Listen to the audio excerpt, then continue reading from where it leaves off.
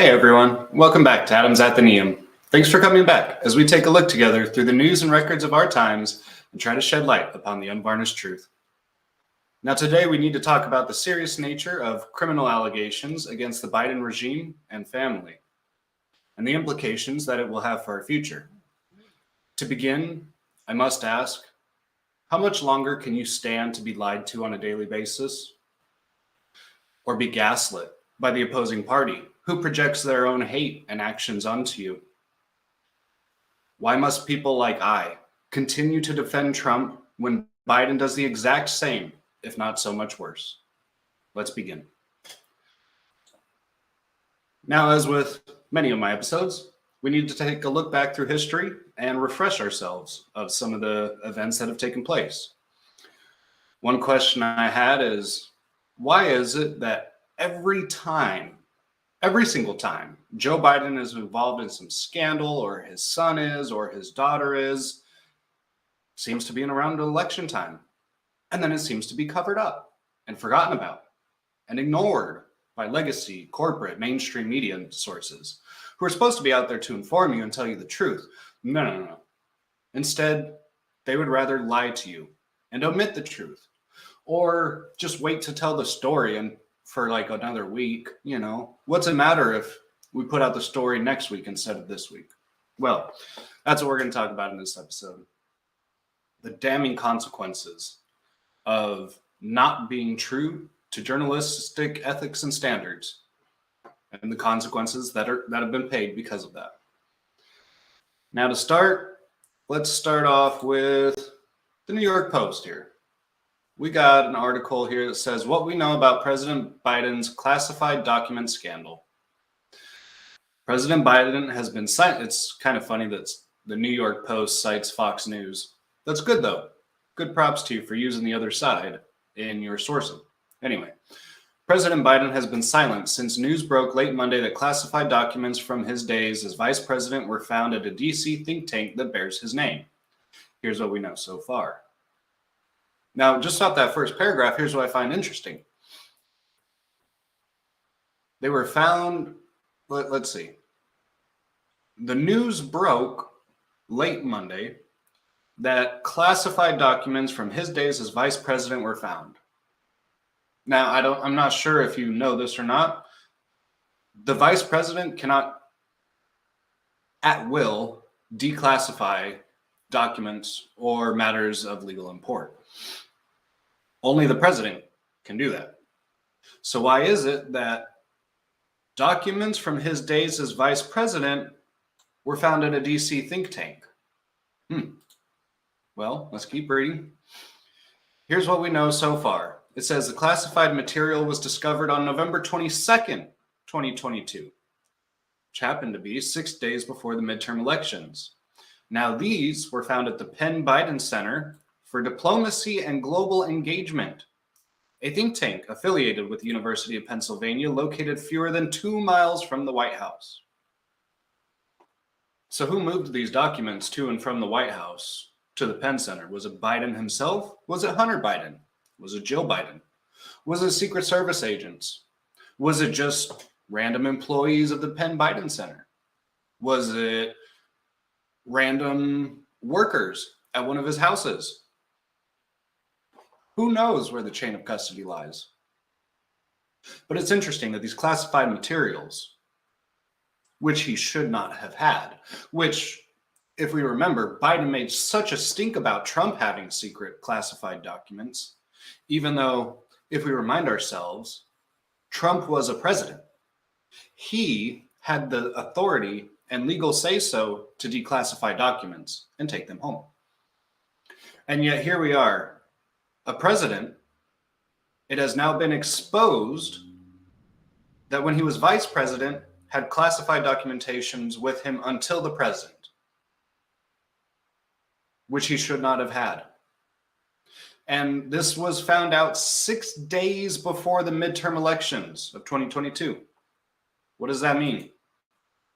Wow.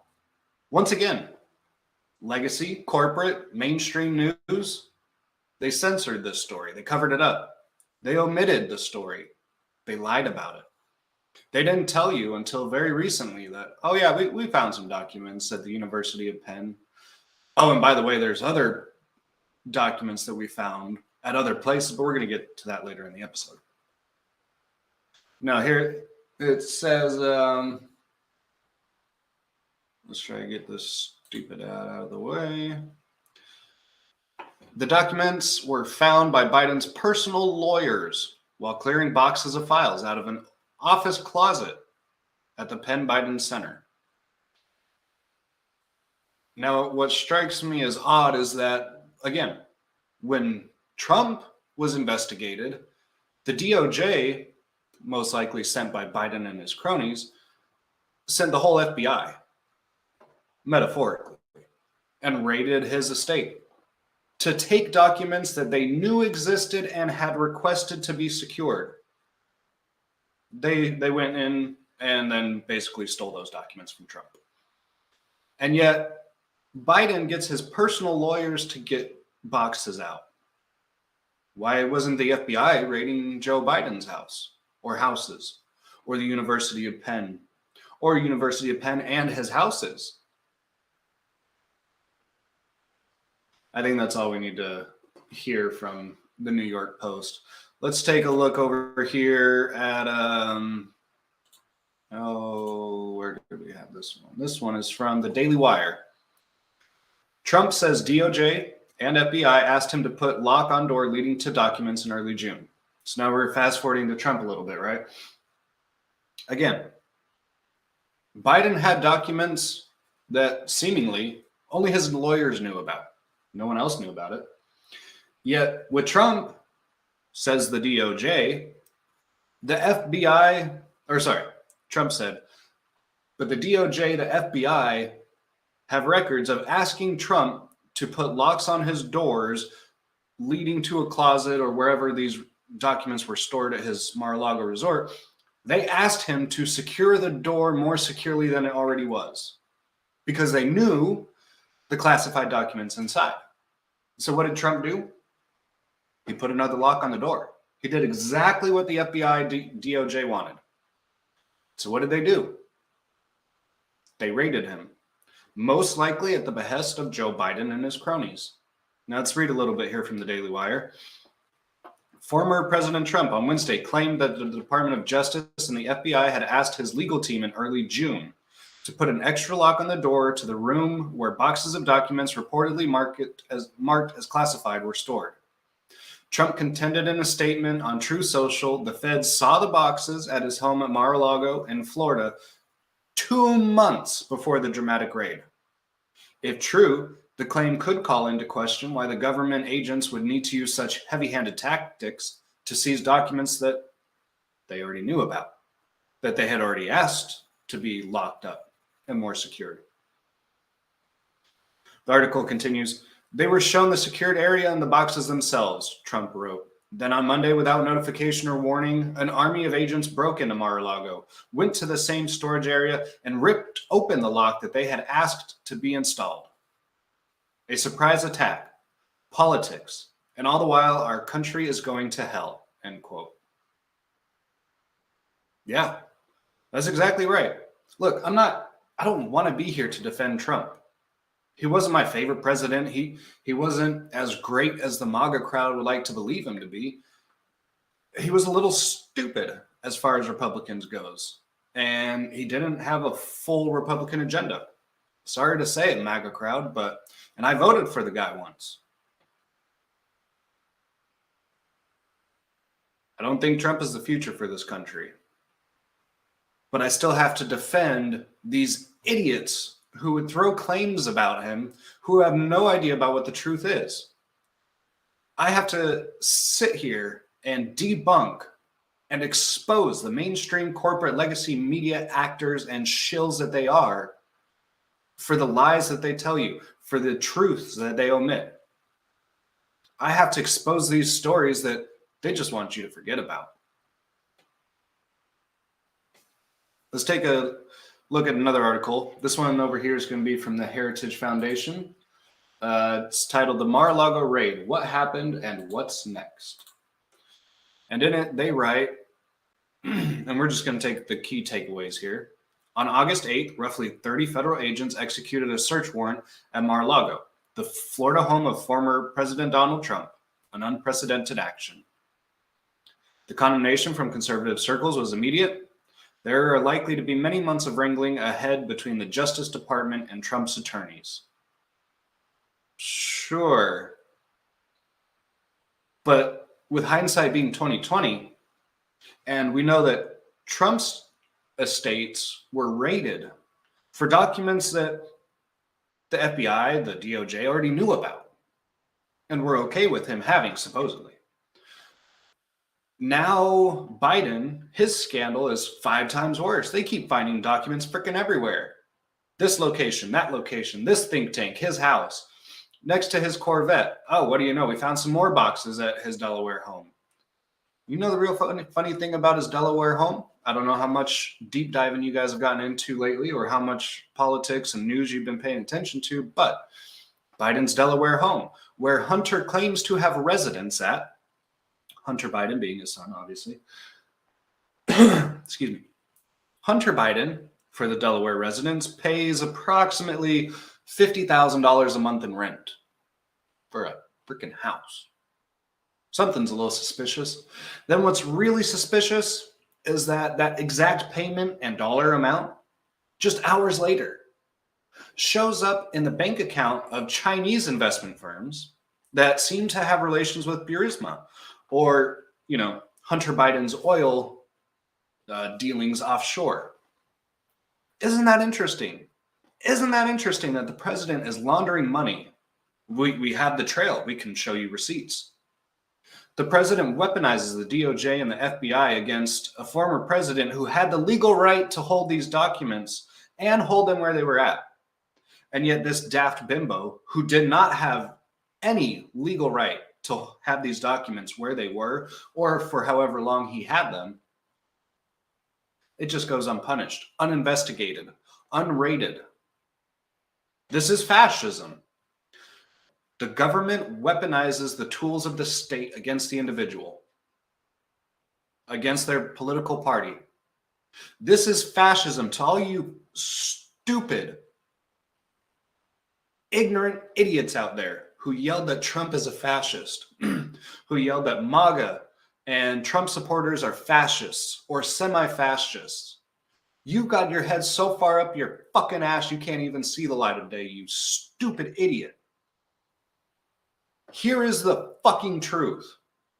Everything that Biden and his regime and the Democrats and the left, Nancy Pelosi, Chuck Schumer, all of those fucking bastards, every fucking thing they have accused the Republicans of doing is exactly what they're doing. Is exactly what they've done, if not worse. And they want punishment for Republicans, and yet scream when the same justice gets applied to them. Remember, Nancy Pelosi wanted to kick Republicans off their congressional committees. Well, now she's fucking furious that Republicans are doing the same to Democrats. Look at what you started, you hypocritical, delusional, batshit crazy woman. You Democrats have gone so far fucking left, there's no reality left for you to see. And I'm here to expose it to you piece by piece. So that way you have to look it in the face and you can't deny that it exists. And if you're going to continue to deny it exists, it just shows me how brainwashed you are, how much of a pathetic, weak backbone you have. You spineless creatures. All right, now let's wrap this up because we got one more important part to hit of this puzzle, which is let's take it over here from New York Post again. Let me make sure this isn't the article we pulled up. Yeah. All right. From the New York Post, what we know about Biden's classified document scandal. And here they say, let's try to get this stupid ad out of the way. Sorry, folks. All right, what we know about, oh, God. Sorry, folks. Apologize. What we know about President Biden's classified document scandal. President Biden has been silent since news broke late Monday that classified documents from his days as vice president were found in a DC think tank that bears his name. Sorry, this is the article we checked out earlier. Let's see. Yep, we read through that. Okay. So this is the University of Penn building where Biden had his think tank, where the first set of documents were found. And then the second round of documents were found at his Delaware home. And then there's now now there's a second round, so a third round of documents that have been found at his Delaware home. And then what do you know, just a couple more days ago, a third set of documents found at his Delaware home, or at least a minimum of 4 sets now of documents that he should not have been found at his Delaware home, where Hunter Biden lives, pays $50,000 a month for. So I ask you, what are you paying taxes for? I mean, I just went to go file my taxes this last week, and I'm not going to lie to you, I had to laugh. The federal government, actually, let's not get into it. It's a big story. But basically, my question is, what the hell are you paying taxes for? So that the president can hide and lie to you, do illegal, shady actions, but persecute the opposing political aisle for? No, I don't agree with that. What are you paying taxes for? For your children to be taught whether to spit or use lube on butt plugs and dildos? What are you paying taxes for? For all those potholes that are being fixed, right? For all the road construction that's finally done in your state. Oh, wait, they're still working on the roads? They still haven't gotten to those potholes? What are they using your tax money for? Oh, that's right. They're going to fund border security in the Middle East and Egypt, North Africa. But damn to hell our border security here. We're going to ignore the border crisis. We're going to ignore all the crises that Joe Biden has created, and we're just going to sweep it under the rug, like Hunter Biden's laptop, Ashley Biden's diary, that suggests that Hunter Biden did some despicable things to his kids that can't be spoken about here on YouTube because, oh my God, you can't talk about certain things on YouTube. In fact, not that I'm worried about it because I'm not monetized yet, but if I were monetized, this video would be demonetized simply because I added a few colorful 4-letter words. I don't even think I added the 5-letter word in there. And yet YouTube says, no, we can't have that here. Even though on my video it says like adults only should listen to my content. YouTube says, no, cussing's bad. And we're going to go back to your history and we're going to flag you if you cussed. Before we made this rule, we're going to flag those videos too. My friends, I've done, I think, somewhere around 80 videos now, talking probably somewhere close to at least 60 different topics of things this government, this country, and this regime have done to strip away your freedoms and rights as an American citizen, to take away your liberty, your freedom, and what they've done to destroy and abolish the Constitution. And I ask, why are we still standing for it? Why are we still here? As Glenn Beck would say, where is your line in the sand? We all supposedly had a line in the sand. Once the government goes here, I won't be able to take it anymore, and I'm going to reach my head out the window and I'm going to yell, I'm mad as hell and I can't take it anymore. But no one did that. Very few people held their line when COVID came. No one has been holding the line in regards to the sexualization and exploitation of children, or the critical race praxis being taught to children. Where do we go from here? I don't trust the government. Do you trust the government? I think you're a fool if you trust the government and anything they say to you. Do you have trust in your public officials? Do you have trust in the people that you voted in? I don't. What have they done for me? What are they doing for me? Oh, that's right. those global elites, those who are involved with or are members of the World Economic Forum, they're meeting in Davos right now with thousands of armed security talking about the World Economic Forum. They talk about globalization, essentially. You know, there's too many people in the world. How do we depopulate? How do we change the banking system so that way it's better for us and worse for the middle class? How do we change the world without people knowing it's us? And they complain about climate change and this, that, and the other, yet they all fly there on their private jets, emitting more carbon emissions than any of us will ever emit, ever. Just in that one round trip. Not to mention all the hookers that are being paid for. Yeah, this is a real news story. You can go check it out online. There's multiple places online that have been reporting this. Yeah, all the hookers at the Davos event. Now, I thought we were supposed to be against the sex industry and supposed to stand for sex workers and get them out of the industry because they're so harmed, which I agree with. But you bastards that try to demoralize me and say I'm the problem and that I support these types of actions, you are the ones doing it. So no, I don't trust my government leaders. I don't trust that you have my best interests at heart. I don't trust that you have anyone's best interests at heart besides your own fucking pocketbook. It's past time for a revolution.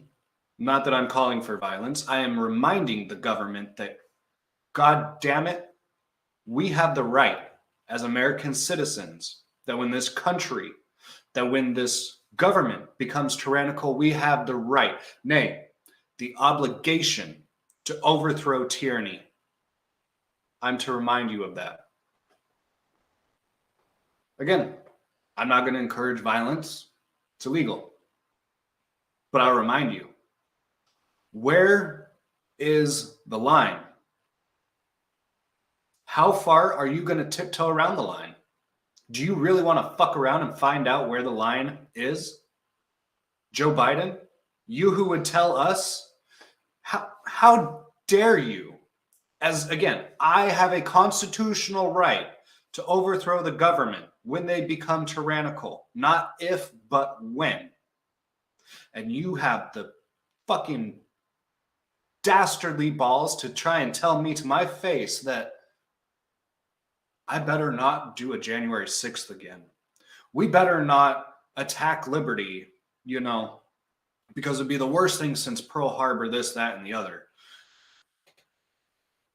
I don't even know what to say to you, Joe Biden, other than how dare you think that you have the audacity to tell me that you're going to bomb me with F-15s for exercising my constitutional, God-given right.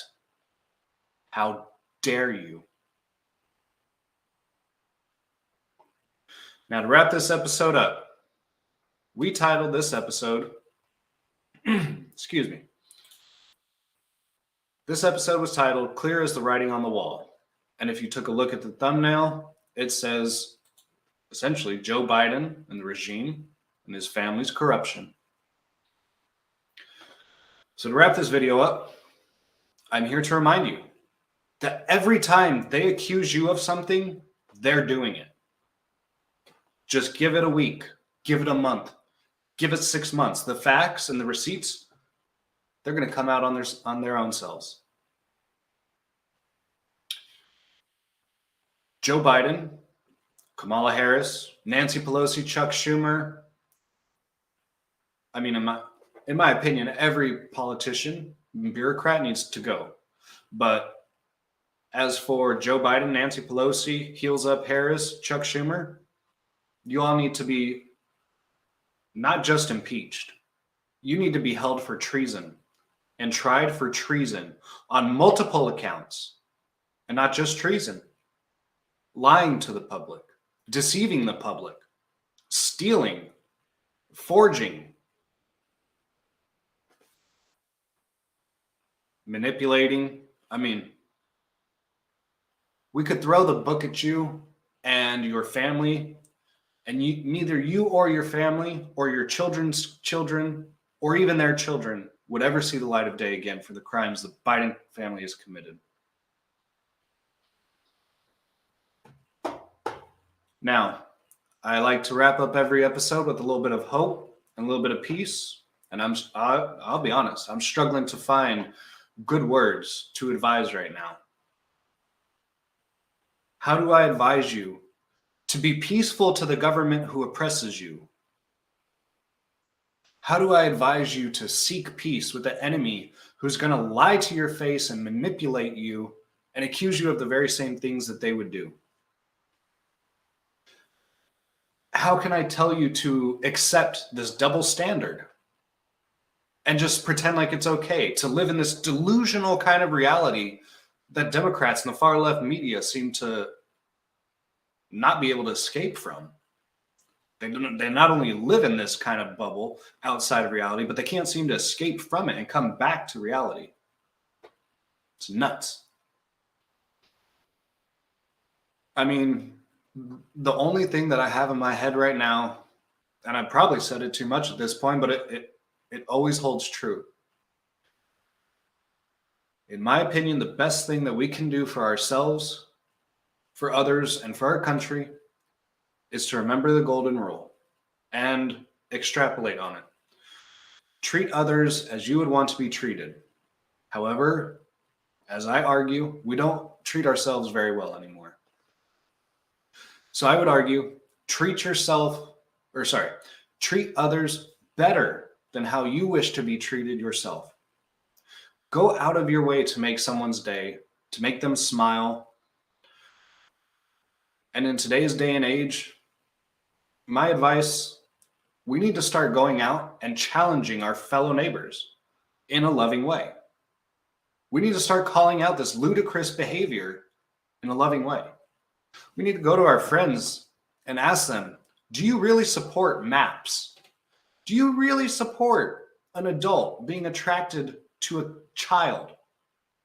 Do you really support an adult that wants to engage in physical sexual acts with a minor?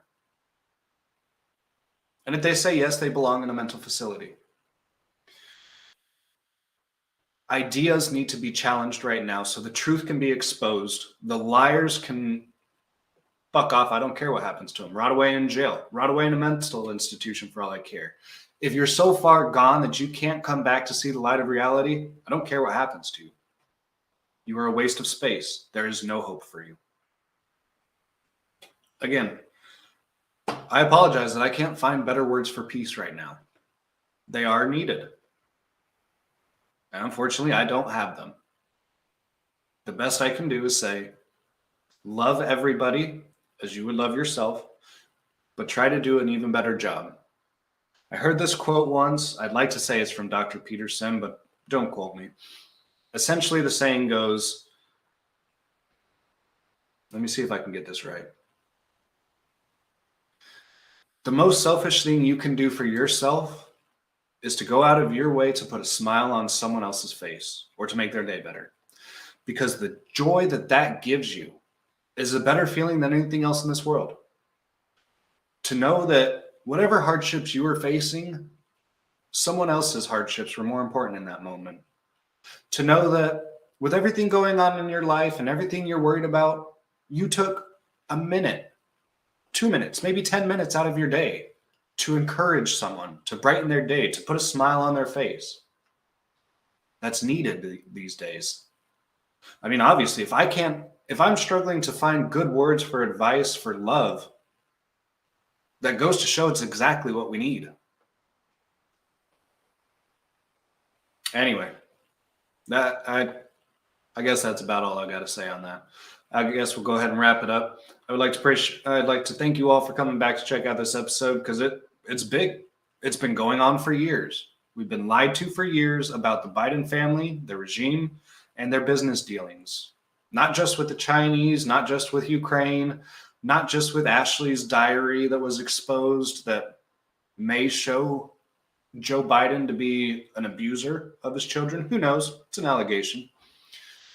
And then we get Hunter Biden's laptop covered up days before an election, which polls came out after the election asking Democrat voters, had you known about the Hunter Biden laptop story, would you have voted for Trump? 7% said yes. How much of a percentage did Trump lose by? 6%. So again, stats may have swayed a little bit, but let's extrapolate that to the bigger population. Excuse me. If 7% of those polled would have changed their mind, that would have assumedly been more of the population when you expand it to the whole population. Meaning, instead of just 7% wanting to change their vote from Biden to Trump, it could have been 14. It could have been 21% of the voters that voted for Biden would have wanted to change their vote to Trump. But it was too late because they intentionally hid this from you.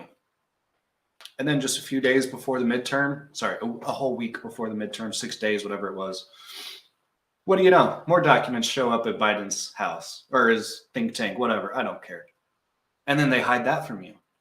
And then it comes out months later. Oh, yeah, we knew about this. We knew about it before the election, but we didn't think you, the American people, needed to hear it because then you might have voted the way you want. We can't have that. We need you to vote Democrat so that way we can just continue the machine. You're a fool if you bought into this and if you just blindly support the Democratic Party and their policies. You're a fool for continuing to support the Democrats, even if you take issue with their policies. And the only way to change is to educate yourself. Educate yourself and admit that you were wrong and that you continue to be wrong. And that people like me, we actually do have our facts straight. We actually do bring the receipts. We actually do tell people like you the truth. So come back here. I'll keep spitting the truth to you and we can debate about it in the comments. But if you got someone, a friend, an enemy, anybody that you think needs to hear this message, please feel free to share this message with anyone and everyone. And again, if you don't exclusively use YouTube, you can find me here on Rumble, Twitter, Locals, all at Adams Athenaeum.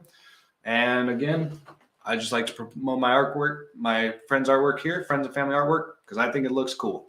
Got Starry Night, got Strength and Rocks, and a beautiful morning. Got a beautiful, what looks to be kind of like a Hawaiian beach or something.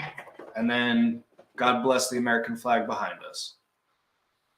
Anyway, I'll be posting a bunch of shorts content this week, so be sure to come back daily to my channel so you can see all these little tidbits of information. And I'll be posting another video next weekend. There's some drama happening currently in the right-wing media sphere online. Depending how it goes, we may talk about that. Depending how the news week goes, well, we'll see what comes of it. I appreciate you coming back here, my friends, and I'll see you soon.